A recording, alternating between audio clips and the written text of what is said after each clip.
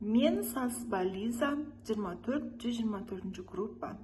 Бүгін менің айтатын тақырыбым 4-ші дәріс адам мен компьютердің өзара әрекеттесуі.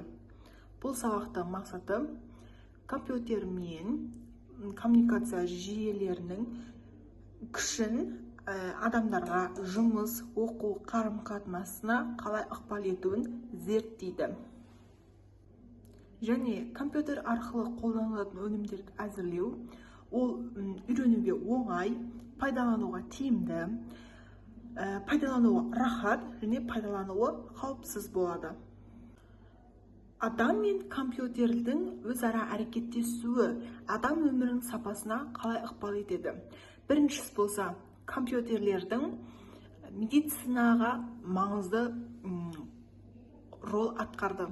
Олар диагноз қоюға, ертерек ем беруге көмектесті. Екіншісі болса, оқуда компьютерлердің пайдаланылуы арқылы оқушыларға да, мұғалімдерге оңай болуы мүмкіндік берді. Үшіншісі болса, бұл компьютерлер мүгедек адамдарға бұл өмірді сезінуге мүмкіндік берді. Келесі бұл адам мен компьютер интерфейсі.